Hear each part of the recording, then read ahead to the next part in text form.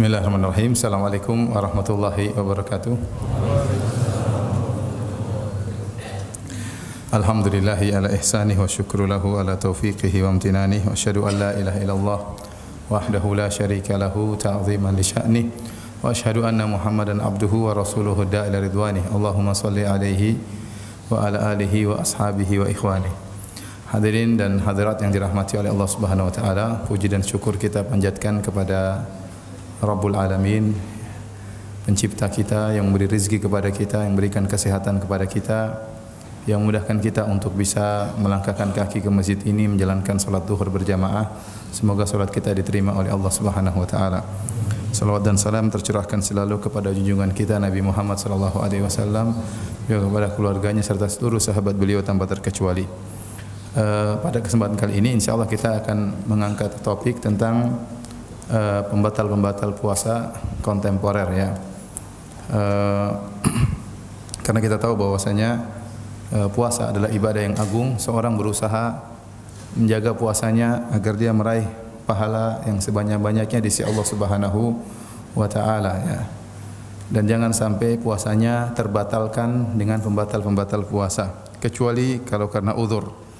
Sebagaimana kita tahu keutamaan-keutamaan puasa, Rasulullah SAW bersabda, "Man shoma yauman fi sabilillah ba'adallahu wajhahu 'anil nar sab'ina kharifan." Barang siapa yang berpuasa sehari di jalan Allah Subhanahu wa taala, itu berpuasa karena Allah Subhanahu wa taala, maka Allah akan jauhkan wajahnya dari neraka jahanam sejauh 70 tahun, ya.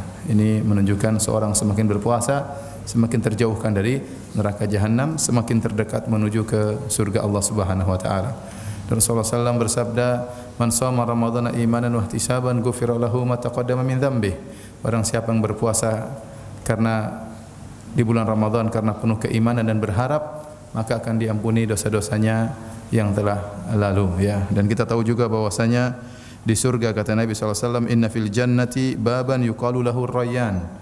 Sungguhnya di surga ada pintu namanya pintu Rayyan.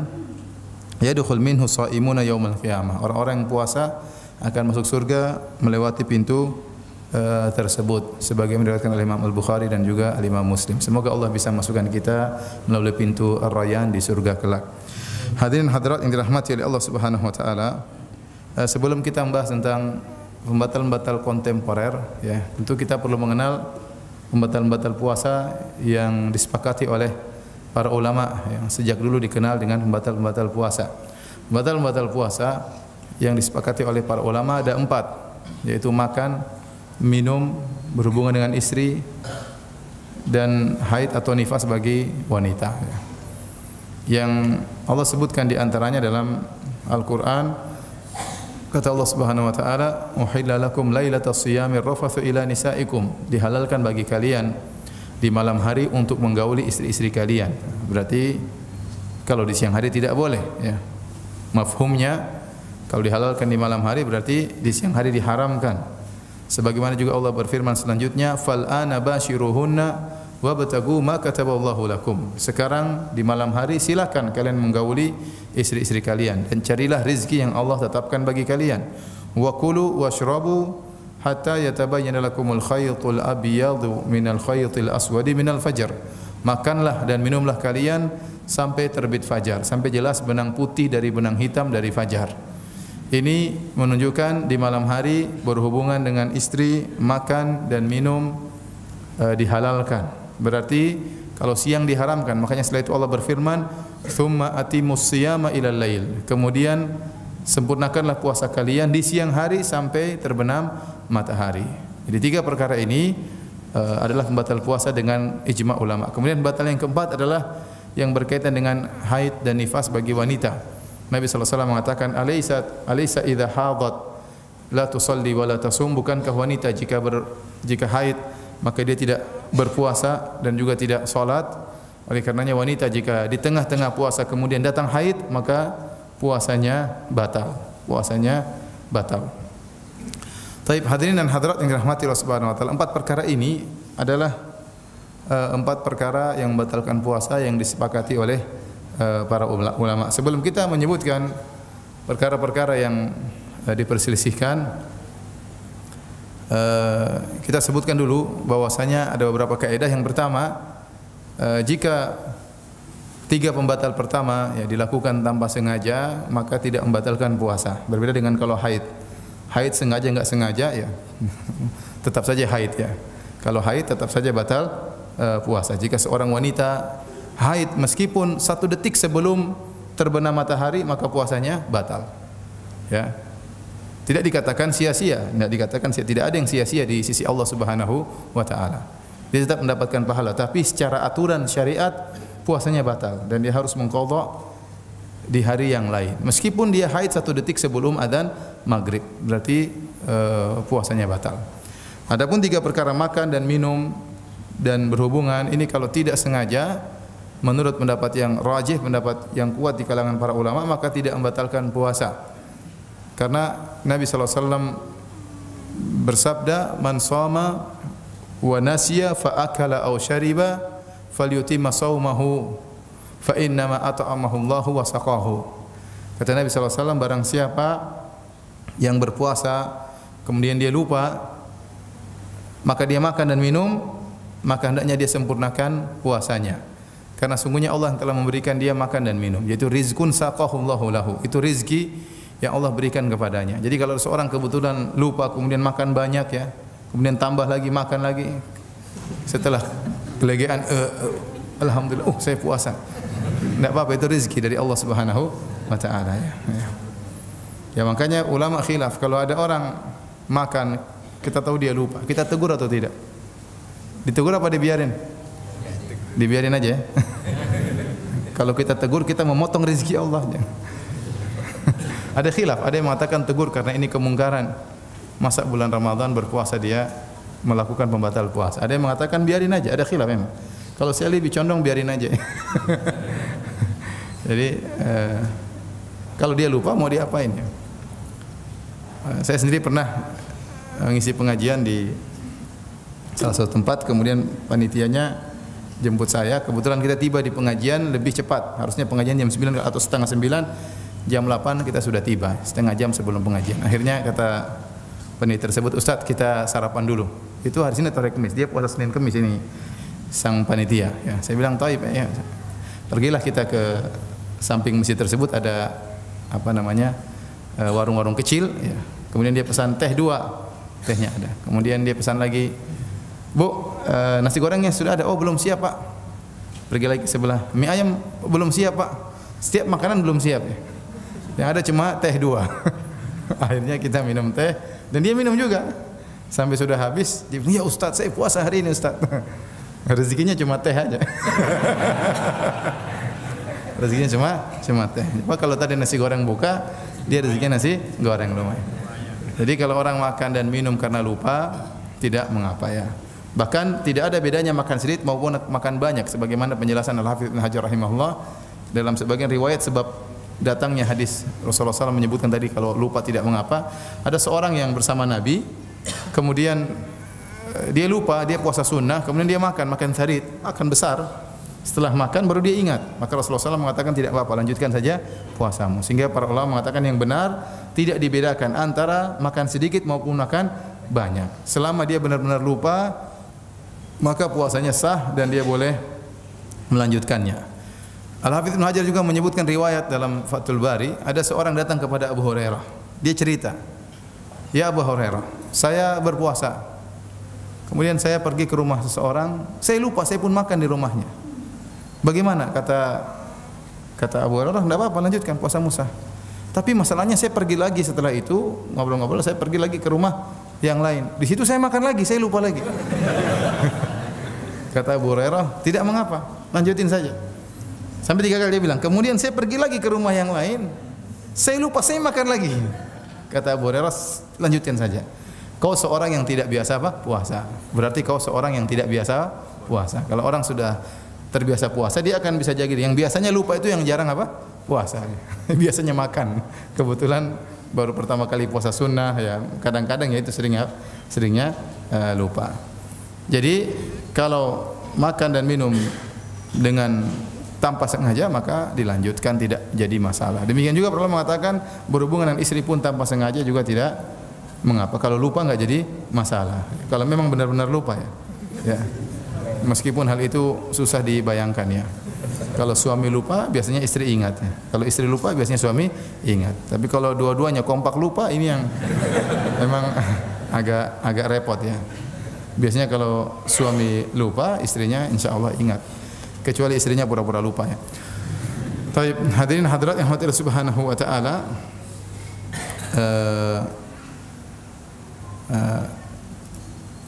Perkara berikutnya, para ulama membahas tentang apa illah, apa sebab. Ya, karena kita sedang akan berbicara tentang pembatal-pembatal kontemporer, kita harus tahu dalil tentang pembatal-pembatal yang disepakati.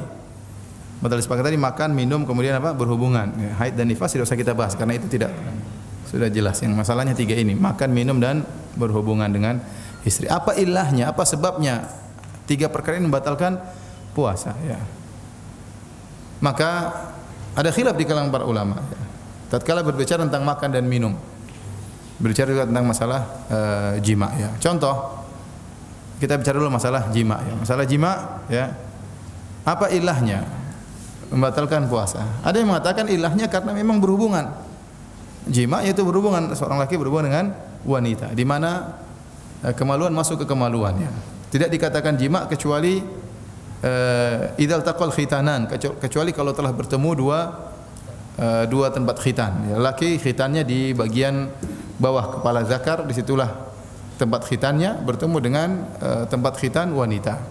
Ya, itu baru dikatakan jima. Kalau jima sesuai sah maka dikatakan jima, kalau tidak sah namanya zina. Namanya zina ya. Mereka mengatakan demikian lafal dalam hadis bahwasanya terjadi jima. Kemudian Allah mengatakan fal ana bashiruhunna, dan setiap pada malam hari silakan gauli istri-istri kalian. Maksudnya jima. Karena mubasyarah dalam Al-Qur'an maknanya jima. Contohnya seperti firman Allah Subhanahu wa taala, wala tubashiruhunna wa antum aakifuna fil masajid. Janganlah kalian menggauli istri-istri kalian tatkala kalian sedang iktikaf di masjid. Maksudnya kata para ulama, berjima dengan istri membatalkan apa? Iktikaf. Kalau seorang lagi iktikaf kemudian dia pulang mampir ke rumah berhubungan dengan istrinya, maka iktikafnya batal ya. Iktikafnya batal. Jadi mubasyarah artinya jima. Maka yang batalkan puasa adalah jima saja. Selain jima maka tidak batal puasa. Ini pendapat sebagian ulama. Kita bicara sekarang masalah illah kenapa jima membatalkan puasa. Ya. Yang lain mengatakan yang batalkan puasa adalah syahwat ya, adalah syahwat. Saya tanya sama antum, kalau seorang berjima dengan istrinya kemudian tidak keluar air mani, tidak ejakulasi, puasanya batal atau tidak? Kok ragu-ragu sih? Seorang berhubungan istrinya, terjadi penetrasi ya, terjadi ilaj dalam bahasa Arabnya, tapi tidak sampai ejakulasi ya. Puasanya batal atau tidak? Batal atau tidak? Yakin? Yakin ya, batal ya, meskipun tidak ejakulasi. Dari sini ada khilaf. Sebenarnya mengatakan selain jima ya, tidak membatalkan puasa meskipun ejakulasi. Oleh karenanya pendapat Zahiriyah mengatakan masturbasi tidak membatalkan puasa. Ini pendapat Zahiriyah. Mereka mengatakan tidak membatalkan puasa jika melakukan masturbasi. Ya, meskipun mungkin haram jika dia melakukannya onani sendiri maka haram, tapi puasanya tidak batal karena menurut mereka yang membatalkan cuma terjadi jima. Tapi pendapat empat mazhab mereka mengatakan yang dilarang illah dari pengharaman jima adalah syahwat. Ya, karena dalam hadis Rasulullah SAW mengatakan, Allah berfirman dalam hadis qudsi, yadha'u ta'amahu wa syarabahu wa syahwatahu min ajli. Dia meninggalkan makanannya, dia meninggalkan minumannya, dia meninggalkan syahwatnya karena aku. Kalau orang kemudian melakukan masturbasi sampai ejakulasi, itu syahwatnya sudah ditinggal apa dilampiaskan? Lampiaskan jelas ya. Lampiaskan jelas. Maka pendapat empat mazhab lebih hati-hati. Ya, mazhab Hanafi, mazhab Maliki, mazhab Hambali, mazhab Syafi'i menyatakan seorang yang melakukan usaha untuk sampai timbul ejakulasi maka puasanya batal. Ya, puasanya batal. Misalnya dia menyentuh istrinya, mencium istrinya sampai akhirnya ejakulasi maka puasanya batal. Padahal asalnya mencium istri tidak jadi masalah. Menyentuh istri tidak masalah, mencium istri juga tidak jadi masalah karena syahwatnya masih dia tahan. Makanya Aisyah radhiyallahu anha dalam Sahih Al-Bukhari berkata, "Kana Nabi sallallahu alaihi wasallam yuqabbiluni wa yubashiruni wa huwa sha'im wa kana amlakakum li irabih."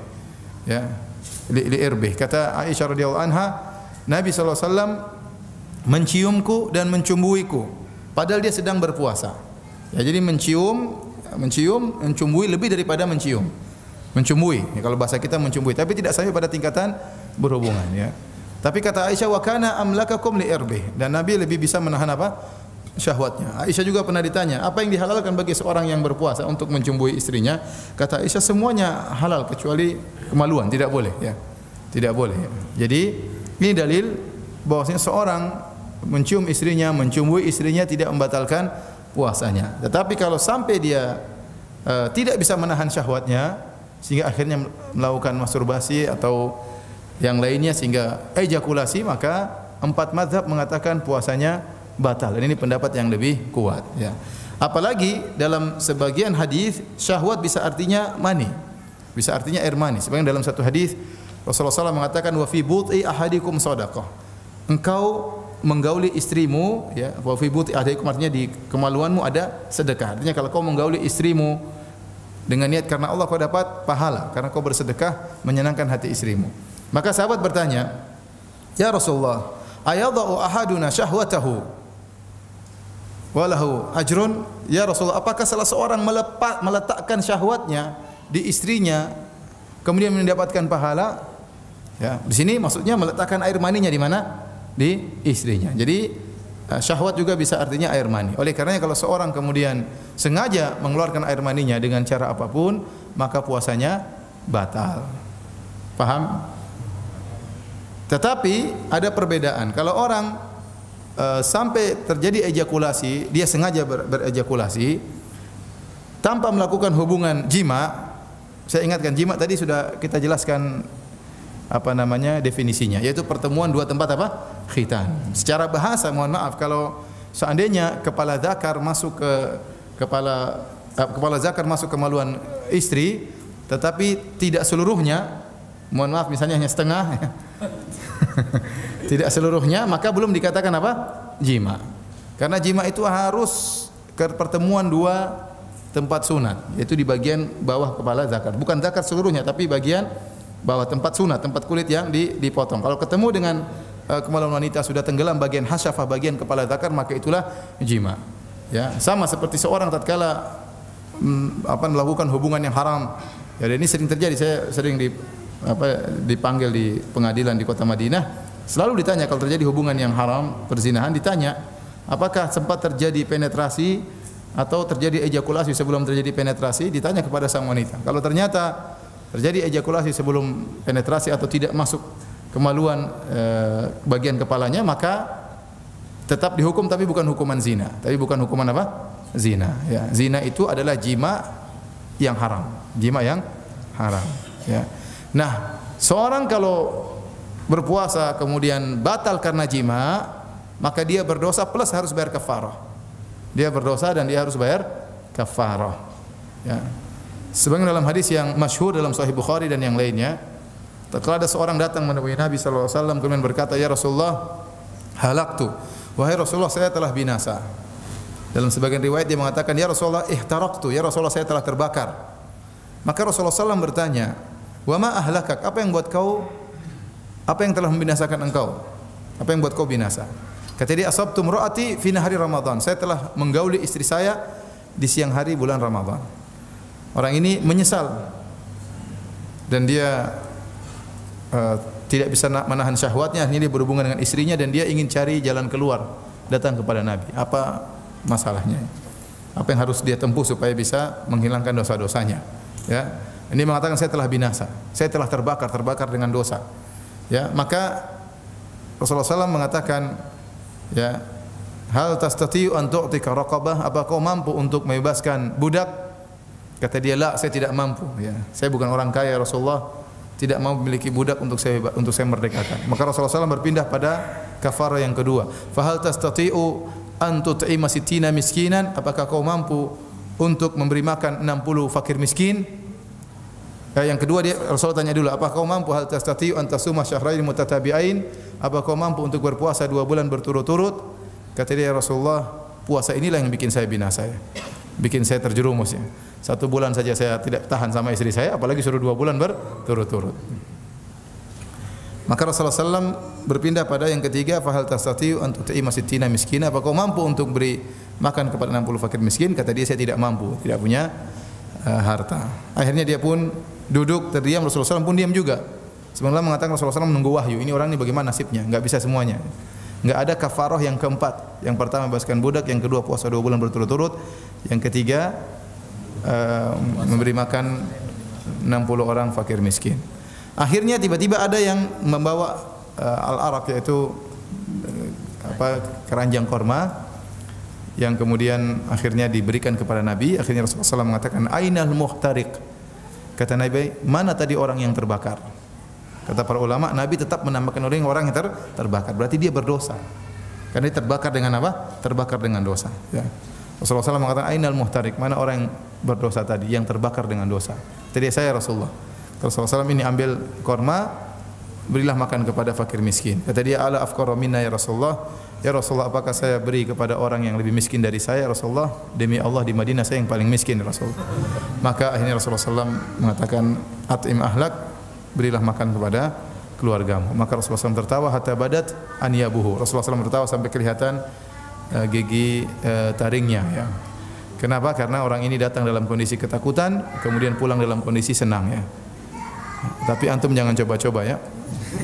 Taib hadirin dan hadirat Allah Subhanahu wa taala, ini kafarah orang yang melakukan pembatal puasa karena jima. Nah, kafarah ini tidak berlaku bagi orang yang membatalkan puasanya dengan melakukan ejakulasi ya. Dia berdosa, puasanya batal karena dia sengaja membatalkan puasanya, terjerumus dalam dosa besar, tapi tidak harus bayar apa? Kafarah. Karena tidak terjadi jima. Yang wajib membayar kafarah adalah jika terjadi apa? Jima ya. Demikian juga para ulama mengatakan pendapat yang rajih bahwasanya jika seorang melakukan hal-hal yang lain ya, seperti memandang tontonan yang menimbulkan syahwat, meskipun dia tidak menyentuh kemaluannya, dia pandang terus, dia sengaja sampai akhirnya dia ejakulasi, maka sama puasanya apa? Batal. Puasanya batal dan dia harus mengqadha, dan dia berdosa. Taib. Tadi kita sudah bicara tentang masalah jima, ilahnya yang benar, kenapa diharamkan jima? Karena ada pelampiasan apa? Syahwat. Ada pelampiasan syahwat. Orang sudah berjima, mau ejakulasi atau tidak ejakulasi, dia telah melampiaskan apa? Syahwatnya. Ya. Demikian juga orang yang onani, masturbasi, maka puasanya batal. Ya. Berbeda dengan pendapat Zahiriyah. Mengatakan tidak batal, yang benar batal. Sekarang pembahasan kedua, pembahasan berikutnya tentang apa ilah pengharaman makan dan minum. Apa sebab diharamkan makan dan minum? Ya. Jawabannya, ya, karena dalam makan dan minum ada kelezatan, disertai dengan penguatan tubuh. Makanya kata Allah dalam hadis qudsi, yadha'u ta'amahu wa syarabahu min ajli. Dia meninggalkan makanan dan minumannya karena aku. Karena dalam makanan ada syahwat, dalam minuman juga ada syahwat. Ya. Orang pingin makan, orang pingin minum, ada kelezatan yang dia rasakan. Dan dia meninggalkan makanan dan minum tersebut, menghilangkan kekuatan tubuhnya. Karena di antara manfaat puasa adalah menekan aliran darah, dan syaitan, inna syaitana yajri min bani adam majra dam. Sungguhnya syaitan itu mengalir dalam aliran tubuh manusia sebagaimana aliran darah. Nah, tatkala seorang berpuasa maka mempersempit aliran syaitan sehingga dia terjauhkan dari syahwat. Syahwatnya tidak bergelora ya, tidak berkobar-kobar sebagaimana kalau dia dalam kondisi kenyang. Oleh karenanya para ulama mengatakan ilahnya yang benar dilarang makan dan minum karena memakan makanan yang makan dan minuman tersebut ada nilai kelezatannya dan ada nilai penguatan apa? Tubuh. Dan tidak bisa jadi demikian kecuali dia masuk dalam apa? Dalam lambung ya. Makanan masuk di lambung kemudian diolah menjadi apa? Energi. Kenapa saya sampaikan ini? Karena ada khilaf di kalangan para ulama tentang apa sebabnya kenapa makan minum diharamkan. Ada sebagian ulama mengatakan pokoknya kalau masuk dalam lubang, ada beberapa pendapat ya. Kalau ada yang masuk dalam lubang tubuh, ya, maka membatalkan puasa. Ya. Apakah masuk melalui mulut? Apakah masuk melalui perut? Apakah masuk melalui belakang? Kalau masuk dalam rongga tubuh, maka batal. Mereka yang membatalkan puasa adalah sesuatu yang asing masuk dalam rongga tubuh. Ini pendapat sebagian ulama ya. Ya. Namun Allah alam bisawab, yang benar yang batalkan puasa, Allah menamakan yang batalkan puasa itu makan dan minum. Makan dan minum. Ya. Artinya kalau ada orang misalnya, taruhlah waktu dia puasa dia makan paku, batal enggak puasanya? Ini dibahas oleh para ulama. Kalau dia makan paku, batal puasa tidak? Tidak, kan itu bukan makanan, bukan juga apa? Minuman, tidak ada kelezatan di situ. Itu orang bahlul, orang goblok. Contohnya kuda lumping puasa. Makan beling, batal enggak puasanya? Jadi kalau seandainya ada batu dia makan ya, maka yang benar tidak membatalkan puasa. Tapi ngapain dia makan batu? Ya. Ini ya. Jadi yang benar yang batalkan puasa adalah makan dan minum yang masuk dalam tubuh, kemudian terolah di lambung, kemudian menjadi gizi untuk menguatkan tubuh ya. Karena sebagian orang berlebih-lebihan ya, dia menganggap semua lubang dalam tubuh kalau ada kemasukan sesuatu dengan sengaja maka batal puasanya. Semua lubang dalam tubuh. Kalau orang sampai ada yang mengatakan barang siapa yang berwudu, kemudian dia barang siapa yang buang air besar, kemudian dia cebok, dia masukkan jarinya di duburnya, batal puasanya. Kenapa? Karena ada yang masuk di duburnya, jarinya masuk. Jadi terus gimana? Dianjurkan kalau buang air di malam hari, jangan siang hari. Wah, repot seperti ini. Repot. Kemudian orang awam juga berlebih-lebihan. Ada yang mengatakan bahwasanya kalau ngorek-ngorek isi telinga juga batal. Kenapa? Jari masuk dalam rongga apa? Rongga tubuh. Ini tidak benar ya.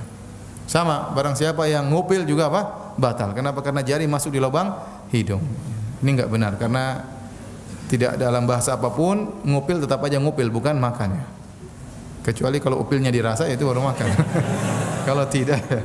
Kalau tidak maka itu bukan makanan dan minuman. Dalam bahasa apapun tidak ada yang mengatakan upil itu makanan dan minuman. Jadi ini tidak membatalkan puasa karena sebagian orang berlebih-lebihan dalam hal ini. Ya. Taib. Ini ilah tentang pembatal puasa. Mulut rongga tubuh atau tidak mulut?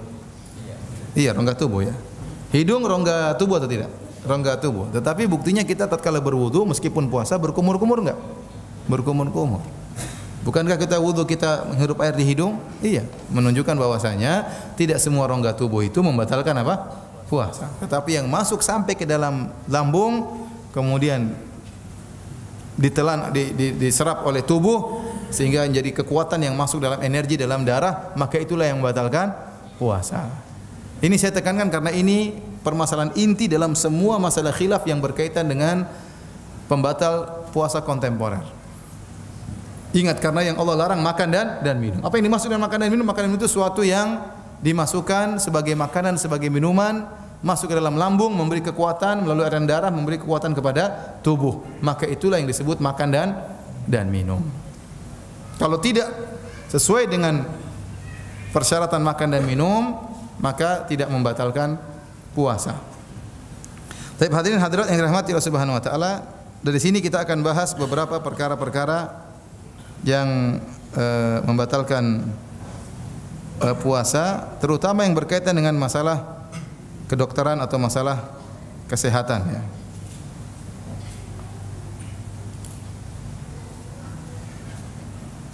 Yang pertama, beberapa perkara yang masuk lewat mulut ya, yang diperselisihkan oleh para ulama di zaman sekarang, ulama kontemporer. Permasalahan kontemporer yang diperselisihkan oleh para ulama kontemporer. Contohnya permasalahan bakhakhur rabu. Bakhakhur rabu itu maksudnya ini yang digunakan orang asma. Apa namanya bahasa Indonesianya? Apa? Inhaler ya, yang disemprotkan di mulut ya, kemudian napasnya bisa lega kembali. Maka ini diperselisihkan oleh para ulama, apakah membatalkan puasa atau tidak ya. Sebagian ulama mengatakan batalkan. Kenapa? Karena dalam inhaler tersebut berisi gas yang dicairkan ya. Kemudian dalam campurannya ada obat.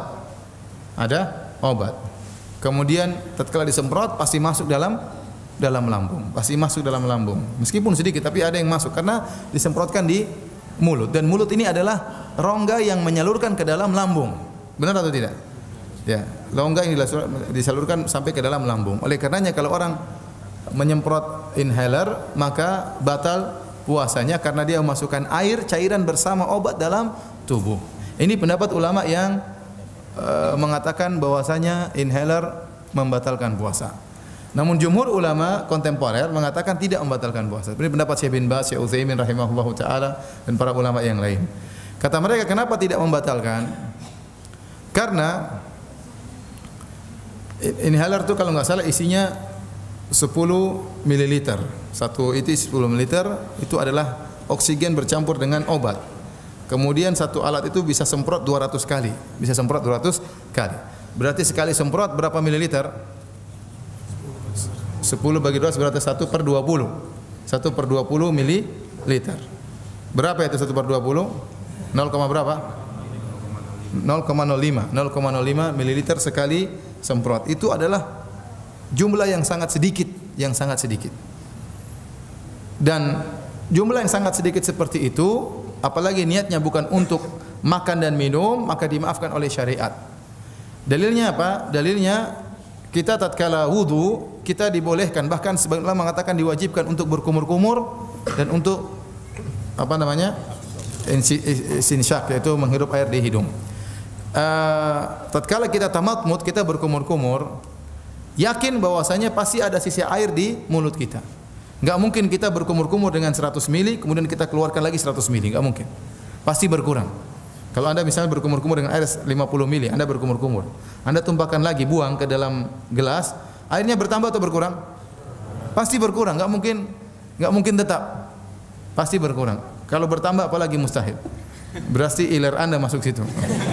Kalau sampai bertambah. Tapi kenyataannya harusnya tidak bertambah, harusnya berkurang. Nah, berkurang itu pasti banyak, lebih dari 0,05 mililiter. Paham maksudnya, logikanya? Antum cobalah, saya mau coba ya. saya minum aja. Jadi kalau air kita berkumur-kumur, antum tumpangkan kembali, apalagi mulut antum kering lagi puasa, antum berwudu berkumur-kumur. Apalagi kumur-kumur yang pertama. Kumur pertama antum tuang, pasti berkurang airnya. Pasti berkurang air dan kurangnya pasti lebih dari 0,05 mililiter. Masalahnya Anda bukan berniat minum. Kalau Anda niat minum batal langsung, innamal a'malu binniyat. Tapi niat Anda adalah untuk berwudu, berkumur-kumur dan ternyata airnya berkurang. Dan air berkurang itu pasti masuk ke dalam lambung. Lebih dari 0,05 mililiter. Paham? Nah, itu saja tidak membatalkan puasa dalam syariat. Karena ini perkara yang susah. Tidak membatalkan puasa menurut syariat. Ini adalah perkara yang dimaafkan oleh syariat. Ya. Paham? Ya. Sama kemudian ini dalil pertama. Dalil kedua, Nabi SAW senantiasa bersiwak, suka bersikat giginya dengan siwak. Dan banyak dalil Nabi suka sekali bersiwak, ya. Dan tidak ada dalil yang membedakan antara Nabi tatkala berpuasa atau tidak berpuasa. Nabi selalu bersiwak. Padahal kita tahu Nabi sering berpuasa. Seandainya Nabi tidak bersiwak tatkala puasa, pasti ada dalil yang menjelaskan Nabi sering bersiwak kecuali sedang puasa. Namun tidak ada pengecualian. Sehingga para ulama memahami bahwasanya Nabi suka bersiwak tatkala sedang berbuka maupun tatkala sedang apa? Berpuasa. Dan kita tahu kayu siwak itu ada rasanya. Kayu siwak itu ada rasanya. Nah, kalau orang bersiwak ada rasa mentolnya, ya. Ya, tatkala dia buang ludah dari pasti ada sisa mentolnya, pasti ada atau tidak? Berarti ada zat kimia yang tersisa. Bahkan ada mengatakan ada 8 zat kimia dalam siwak yang bermanfaat bagi kesehatan. Zat kimia tersebut tidak mungkin hilang. Ente mau kumur-kumur tetap aja pasti ada nempel. Berarti ada sedikit meskipun kadarnya sangat sedikit tapi ada zat kimia tersisa dan akan kemungkinan besar tertelan. Tertelan mengalir masuk ke dalam lambung. Tetapi tatkala orang bersiwak memang niatnya bukan untuk makan kayu siwak, tidak mengapa. Ya. Innamal a'malu binniyat. Ya. Ya. Ustaz kalau gitu boleh makan permen dong? Enggak, permen enggak boleh. Kita buang lagi enggak boleh. Kamu niatnya makan permen. Ya. Kalau siwak tidak ada yang niat untuk makan apa? Siwak. Tapi niatnya untuk bersih-bersih tapi ada sisa rasa siwaknya. Dari sini para ulama mengatakan, tatkala seorang menggunakan obat tadi, inhaler, inhaler ya? Ya. Dia tujuannya untuk makan minum atau untuk berobat? Untuk berobat. Maka tidak membatalkan puasa dari banyak sisi. Pertama, kadar air yang masuk sangat kecil 0,05 ml.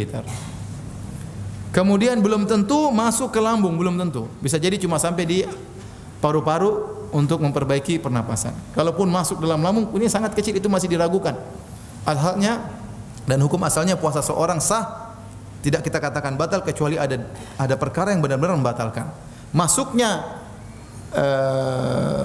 air tersebut yang kadar sangat kecil ke dalam lambung itu masih diperkirakan, masih dipersangkakan, bukan suatu yang dipastikan. Kalaupun pasti masuk, maka kadarnya sangat kecil, dimaafkan sebagaimana seorang yang berkumur-kumur dimaafkan. Sisa air yang menempel dalam mulutnya kemudian tertelan dalam liurnya masuk dalam lambung dimaafkan oleh syariat, apalagi alat tersebut.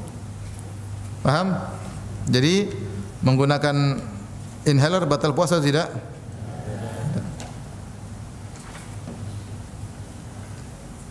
Perkara kedua yang disebutkan oleh para ulama juga tentang masalah kesehatan adalah tablet yang digunakan oleh penderita jantung, yang kalau terserang dia maka meletakkan tablet tersebut di bawah lidahnya. Ya. Apakah itu membatalkan puasa atau tidak? Maka ada khilaf di kalangan para ulama. Ada yang mengatakan batal karena taruhnya di mana? Di mulut. Dan dia akan masuk dalam lambung. Ada yang mengatakan tidak batal. Kenapa tidak batal? Karena dia tidak masuk ke lambung, tapi dia langsung masuk di bawah ini, kemudian masuk di tidak tahu di mana, di pori-pori atau di saraf-saraf atau di sel-sel, langsung menuju ke jantung, bukan ke lambung. Ini obat ini arahnya tidak kemana? Ke lambung. Makanya kalau taruh di sini ya batal. Tapi taruhnya di bawah apa? Lidah. Dia mengarah kepada bagian tertentu yang langsung menjadikan aliran langsung menuju ke jantung. Wallahu alam. Siapa dokter di sini yang lebih paham? Ada dokter atau tidak? Ada yang dokter? Intinya kita lihat kalau memang larinya ke lambung, maka ini jumlah besar apa namanya? Obat tadi ya. Tapi kalau larinya ke jantung tanpa melewati lambung, maka tidak membatalkan apa? Puasa. Karena kita sepakat tidak semua yang diletakkan dalam mulut membatalkan puasa. Contohnya air yang kumur-kumur dalam mulut kita buang lagi ya, tidak membatalkan puasa. Demikian juga kalau suatu taruh di mulut ternyata tidak lari ke lambung tapi langsung lari ke jantung, maka itu tidak membatalkan puasa. Ini pendapat yang lebih kuat insyaallah taala. Taib, permasalahan berikutnya. Bagaimana tentang alat yang dimasukkan dalam mulut untuk apa namanya? Endoskop apa mikroskop atau apa yang dimasukkan dalam mulut untuk ngecek lambung dan macam-macam. Apa namanya? Endoskop ya. Apakah kalau seorang diperiksa kemudian dimasukkan endoskop dalam mulutnya kemudian sampai ke lambung membatalkan puasa atau tidak? Batal atau tidak? Tidak. Sekarang tidak semua ya. Batal atau tidak? Tidak. Kenapa tidak? Karena itu bukan apa? Makanan. Siapa juga makan endoskop? Enggak ada kelezatannya, itu bukan makanan ya. Dan tidak dicerna sama sekali oleh apa? Lambung. Ada khilaf tentunya. Tadi saya katakan ada pendapat yang mengatakan apa saja yang masuk dalam rongga tubuh, baik batu atau kerikil atau lalat yang salah masuk, terbang dan masuk, membatalkan puasa. Ada pendapat ulama, sebagian ulama seperti itu. Ada lalat orang bicara atau lalat masuk, batal puasanya. Ada batu ketelan, batal ya. Ada yang mengatakan tidak, karena itu semua bukan apa? Makanan. Ya. Dan endoskop bukan apa? Makanan. Tetapi para ulama mengatakan seandainya endoskop tersebut untuk masuk dalam harus dikasih cairan supaya dia pelumas dan itu masuk dalam lambung, maka membatalkan apa? Puasa. Saya tidak tahu endoskop waktu dimasukkan harus pakai apa? Pelumas atau tidak? Kalau dipakai minyak untuk melapisi besinya atau alatnya tersebut sehingga masuk dalam lambung, campur, maka ini bisa membatalkan apa? Puasa. Taib, pembahasan berikutnya, kalau tadi semua pembahasan yang masuk lewat mulut, sekarang perkara-perkara yang masuk lewat hidung. Perkara-perkara yang masuk lewat hidung yang diperisikan oleh para ulama. Semua ini berkaitan dengan obat-obatan, berkaitan dengan obat-obatan. Permasalahan pertama, berobat dengan menggunakan tetesan yang dimasukkan di hidung. Ya, biasanya satu tetes saja, kadang-kadang cuma satu tetes. Ya. Kalau seandainya 10 tetes ini batal jelas. Ya, karena Rasulullah SAW mengatakan dalam hadisnya, dalam hadis Lakid bin Sabrah, kata Rasulullah SAW, wa balik fil istinsyak illa an takuna sha'iman. Kata Nabi, hendaknya kau tatkala berwudu bersungguh-sungguhlah untuk menghirup air, istinsyak. Kecuali kau sedang puasa. Kalau kau sedang puasa jangan bersungguh-sungguh, khawatir bablas masuk. Nah, ini menunjukkan kalau seorang menghirup air kemudian dia telan maka puasanya batal. Karena kita tahu hidung dan mulut adalah dua saluran yang menyampaikan ke dalam apa? Lambung. Tidak ada yang ragu, hidung dan mulut adalah saluran yang bisa mengantarkan kepada lambung. Makanya Nabi melarang seorang tatkala berwudu, tatkala sedang puasa jangan terlalu kencang, kata Nabi, hirup airnya. Khawatirnya kebablasan. Tapi kalau seorang sedang tidak puasa enggak jadi masalah. Kata Nabi, hirup dengan dalam-dalam, ya. Nah, sekarang kalau ada pengobatan menggunakan tetesan air di hidung, obat. Satu tetes kanan, satu tetes kiri.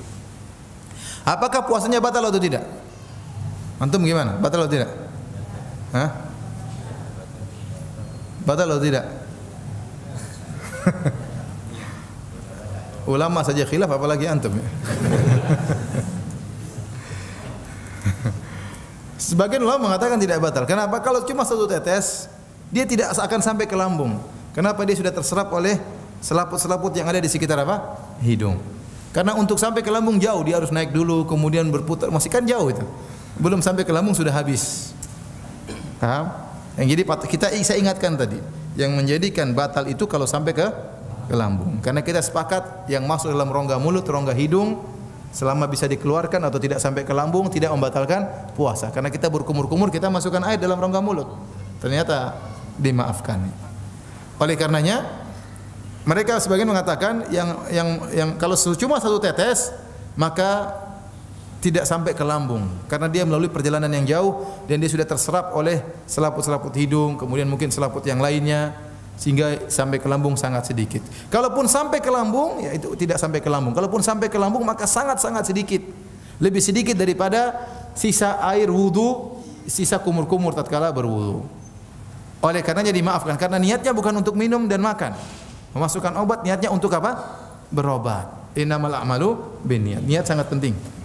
Niat sangat penting. Tapi seandainya 10 tetes kemungkinan besar masuknya apa? Banyak. Ya, itu membatalkan. Tapi kalau sangat sedikit maka menurut sebagian ulama tidak membatalkan wudu. Kemudian perkara berikutnya yang juga masuk dalam melalui hidung. Gas oksigen. Kalau orang sakit hirup oksigen, batal puasa atau tidak? Ya. Dia sakit kemudian harus butuh oksigen, taruh ini alat kemudian dihirup oksigennya. Puasanya batal atau tidak? Ya jelas tidak lah. Nanti hirup udara juga tidak apa? Tidak batal apalagi apa? Apalagi oksigen murni. Ya. Ini udara campur-campur asap kendaraan saja tidak batal apalagi oksigen apa? Murni. Demikian juga masalah kalau tadi inhaler, kalau yang cuma hidung aja apa namanya? Yang dihirup buat pilek tahu namanya? Fix inhaler ya. Bedanya tadi apa namanya sama-sama inhaler. Yang tadi yang dimasukkan ke mulut namanya apa itu? Hah? Coba nama ilmiahnya apa?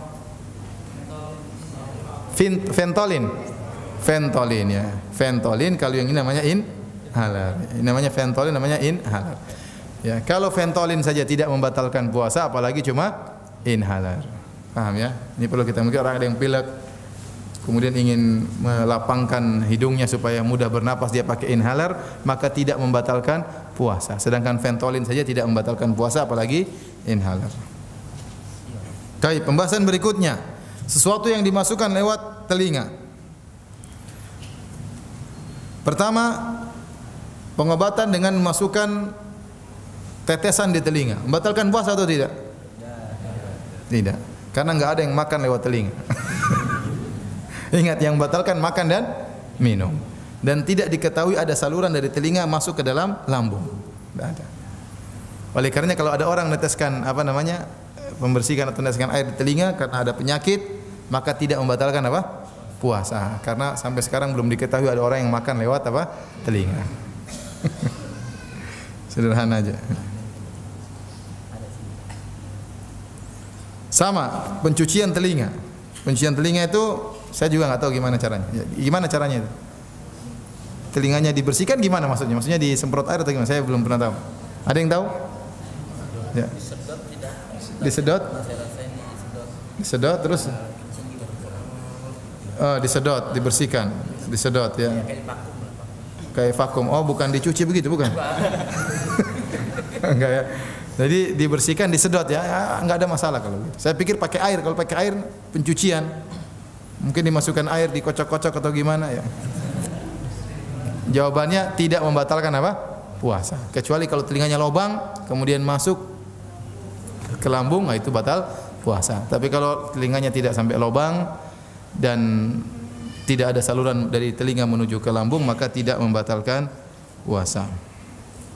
Bahasan berikutnya, obat yang dimasukkan lewat mata. Apakah membatalkan puasa atau tidak? Kenapa? Kenapa tidak? Karena belum diketahui ada orang pernah makan lewat mata. Ada khilaf di kalangan para ulama karena ada sebagian hadis yang mengatakan Rasulullah SAW melarang orang yang berpuasa menggunakan cilak. Rasulullah melarang orang yang berpuasa menggunakan apa? Cilak apa celak? Hah? Celak ya, celak. Alkohol kalau apa namanya? Iktihal ya. Rasulullah SAW apa? Melarang menggunakan celak ya. Celak, celak. Menggunakan celak. Bukan cilak ya? Memang cilak itu apa? Cilok itu makanan. Celak ya, celak ya, celak. Ya. Tidak boleh menggunakan celak. Ya. Tidak boleh menggunakan celak. Sehingga para ulama yang menilai hadis ini kata mereka, kalau celak dilarang bagi orang yang berpuasa, ini menunjukkan ada hubungan antara mata dengan saluran makanan, pencernaan. Oleh karena orang kalau pakai celak, terkadang dia merasakan pahit di mana? Dia rasakan pahit di lidahnya. Oleh karenanya orang pakai celak puasanya batal. Karena Rasulullah SAW melarang orang pakai celak. Nah kalau pakai celak membatalkan puasa, berarti pakai obat tetes mata juga membatalkan apa? Puasa. Ini pendapat pertama. Namun pendapat ini dibantah oleh banyak ulama.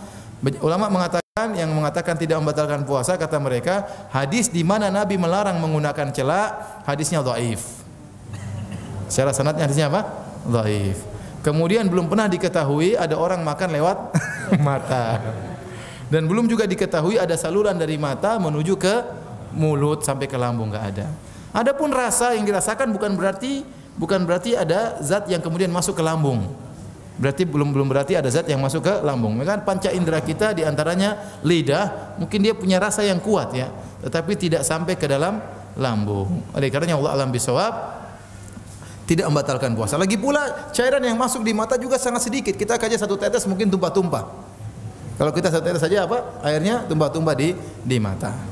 Jadi pendapat yang lebih kuat bahwasanya obat tetes mata tidak membatalkan puasa karena mata bukan saluran untuk makan dan minum dan belum diketahui ada orang makan pakai mata. Baik hadirin dan hadirat yang dirahmati oleh Allah Subhanahu wa taala. Sekarang kita bahas pembahasan berikutnya, bagaimana obat yang dimasukkan melalui kulit. Infus atau suntik atau insulin dan yang lainnya. Ya. Baik, sekarang insyaallah antum semua bisa jawab. Kalau suntik batal atau tidak? Hah? Suntik di sini batal atau tidak? Suntik di sini batal atau tidak? Suntik di bokong batal atau tidak? Di paha batal atau tidak? Kalau suntik di sini? Ini ada kejadian nyata. Jadi ada ikhwan di Madinah.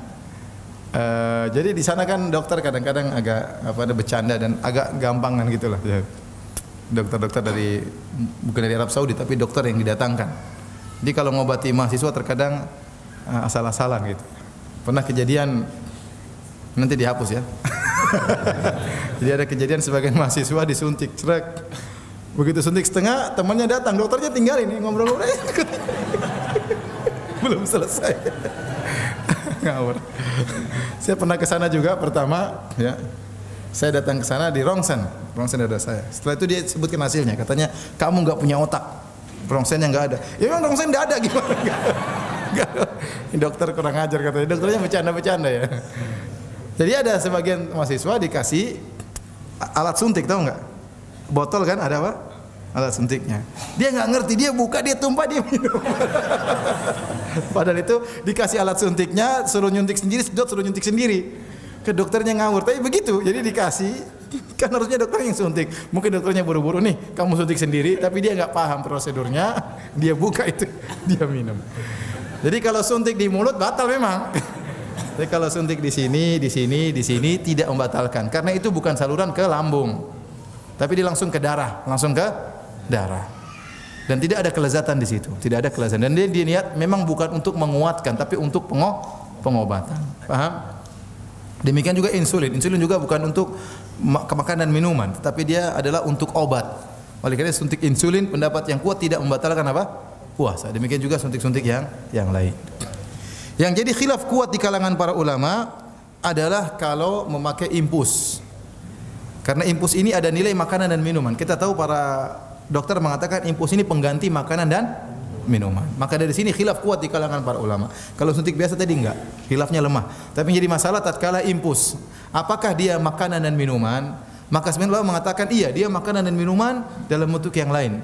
Memang tidak masuk ke lambung, tapi dimasukkan ke darah sebagai fungsi makanan dan minuman. Dari sini berarti impus itu membatalkan apa? Puasa. Dan ini pendapat yang kuat. Sebenarnya ulama mengatakan tidak membatalkan puasa karena tidak terpenuhi persyaratan. Ingat yang dilarang oleh Allah makan dan apa? Minum. Ini tidak dikatakan makan. Saya bilang ini makanan, ini tidak ada. Memang fungsinya seperti makanan, tapi tidak ada kelezatan didapatkan oleh seorang. Tapi pendapat yang mengatakan membatalkan lebih kuat. Wallahu a'lam bishawab. Kenapa? Karena benar-benar fungsinya seperti makan dan minuman. Karena ini memang pengganti makanan dan minuman. Karena orang tersebut tidak makan, tidak bisa makan lewat. Tujuan infus memang untuk makanan dan minuman. Hanya saja orang yang sakit tidak bisa makan dengan jalur yang biasa, maka dimasukkan makanan lewat darah melalui infus. Dan ingat saya katakan tadi, di antara fungsi puasa adalah untuk mempersempit jalur aliran syaitan. Ya, dan tatkala karena orang berpuasa dia kurang makan sehingga syahwatnya berkurang karena aliran syaitan menjadi sempit. Nah, tatkala dia mengisi darahnya dengan impus, ini memperkuat dia, memperkuat dia. Jadi wallahu alam bisawab, yang benar impus membatalkan apa? Puasa. Lagi pula orang yang diimpus biasanya orang sakit. Kalau sakit sudah batal aja, enggak usah paksa apa? Puasa. Saya ulangi, lagi pula orang yang biasa diimpus biasanya orang sakit. Apa ada orang sakit, orang sehat diimpus? Jawabannya tidak ada. Orang yang diimpus biasanya orang yang sakit. Nah, kalau orang yang sakit dibolehkan untuk berbuka. Wa man kana minkum maridan aw ala safarin fa iddatun min ayyamin ukhra. Barang siapa di antara kalian yang bersafar atau sakit, silakan berbuka. Jadi pendapat yang kuat impus itu membatalkan puasa. Adapun kalau memakai dahanat, pakai minyak balsam, minyak kayu putih, batal puasa atau tidak? Ya, kalau pakainya di lidah ya batal.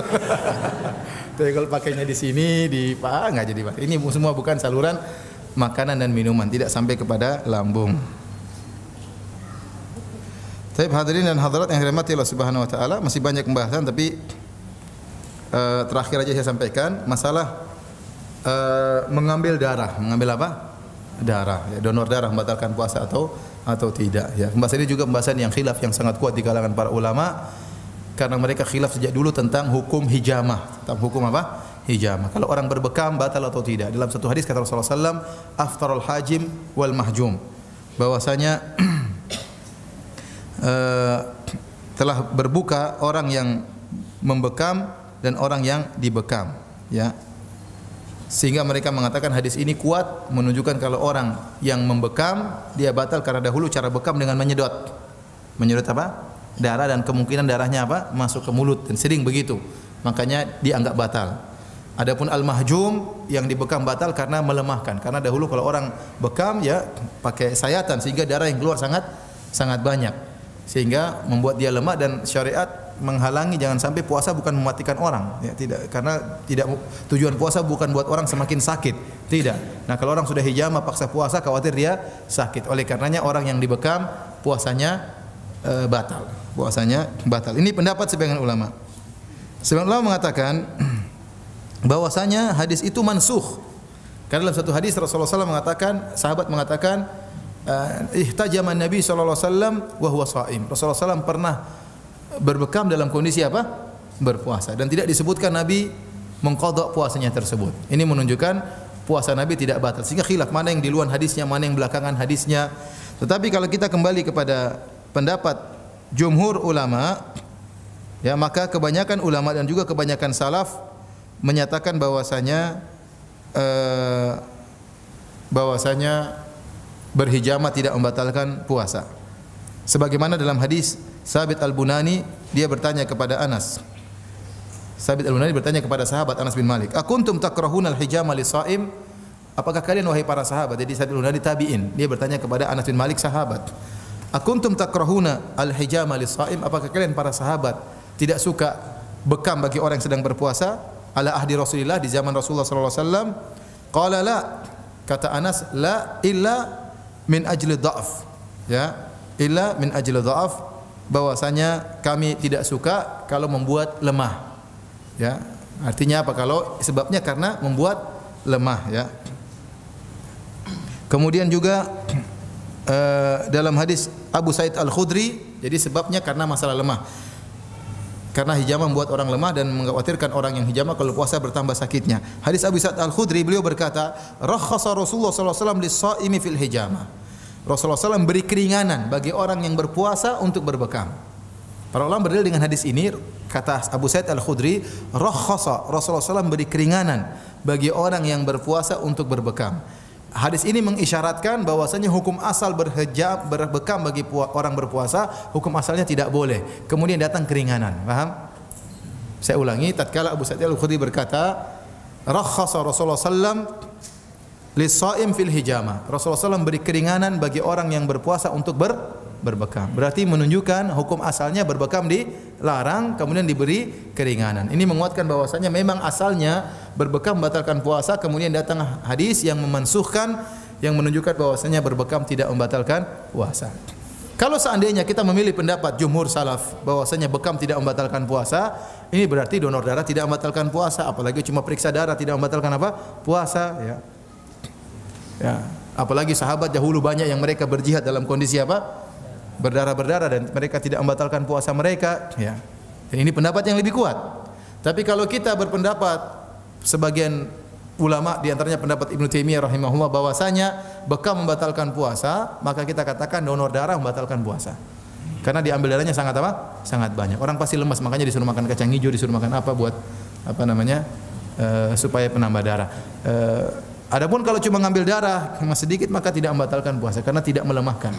Bisa darah cuma ambil seberapa mililiter itu tidak membatalkan puasa karena tidak melemahkan seseorang. Ya. Tapi demikian saja hadirin hadirat, mohon maaf banyak sekali pertanyaan tidak bisa saya jawab karena kekurangan ilmu. Semoga Allah mengampuni dosa-dosa kita semua. Semoga kita bisa berpuasa dengan baik dan diterima amalan ibadah kita. Subhanakallah bihamdik asyhadu an la ilaha illa anta astaghfiruka wa atubu ilaik. Assalamualaikum warahmatullahi wabarakatuh.